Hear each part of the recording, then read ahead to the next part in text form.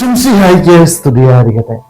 വിശുദ്ധ ലൂക്കാ അറിയിച്ച സുവിശേഷം 11-ാം അധ്യായം 21-ാം വാക്യം.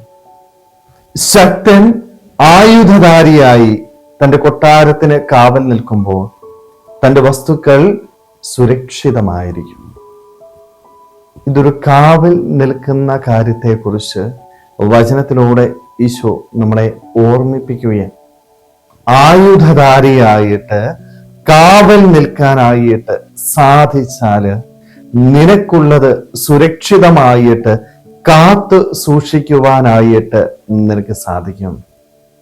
നീ നിന്റെ ജീവിതത്തിന് കാവൽ നിൽക്കാനായിട്ട് തയ്യാറാവണം. നമ്മളായിരിക്കുന്ന ഈ ലോകത്തില് ഒത്തിരിയേറെ തിന്മകള് നമ്മുടെ ചുറ്റുപാടുമുണ്ട്. ഈ തിന്മകളിൽ നിന്നകന്ന് വിശുദ്ധമായ ഒരു ജീവിതം നയിക്കണമെങ്കിൽ എൻ്റെ ജീവിതത്തില് ഞാൻ ആയുധം ധരിച്ച് കാവൽ നിൽക്കാനായിട്ട് തയ്യാറാവണം.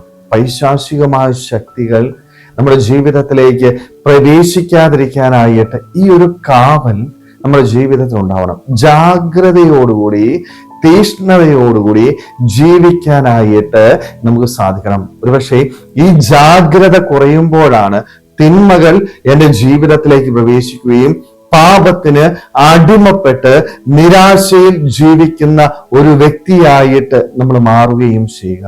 സ്നേഹമുള്ളവരെ, അതുകൊണ്ട് നമ്മളൊക്കെ ഒന്ന് ആത്മശോധന ചെയ്യണം. എത്രമാത്രം ജാഗ്രതയോടുകൂടി ജീവിക്കാനായിട്ട് നമുക്ക് സാധിക്കുന്നുണ്ട്. നമ്മളായിരിക്കുന്ന ഭവനം, കുടുംബത്തിന്റെ കാവൽക്കാരാണ് മാതാപിതാക്കൾ എന്ന് പറയുന്നത്. അവർ ആയുധം ധരിക്കണം.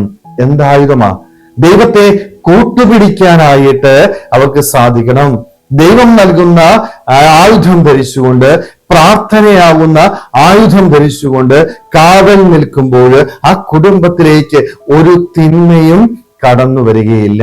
പക്ഷെ പലപ്പോഴും ഈ കാവൽ നിൽക്കുന്നതില് വീഴ്ച സംഭവിക്കുമ്പോൾ അവിടെ വീഴ്ചകൾ ഉണ്ടാവുകയും ആ കുടുംബത്തിലേക്ക് തിന്മകൾ കടന്നു വരികയും കുടുംബം പൂർണ്ണമായിട്ട് നശിച്ചു പോവുകയും ചെയ്യും. സ്നേഹമുള്ളവരെ, അതുകൊണ്ട് നമ്മളും കാവൽക്കാരാ.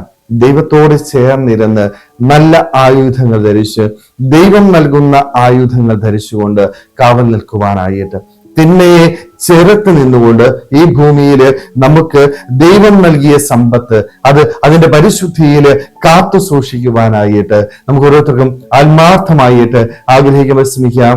ദൈവം നമ്മളെല്ലാവരെയും സമൃദ്ധമായിട്ട് അനുഗ്രഹിക്കട്ടെ. ആമേൻ.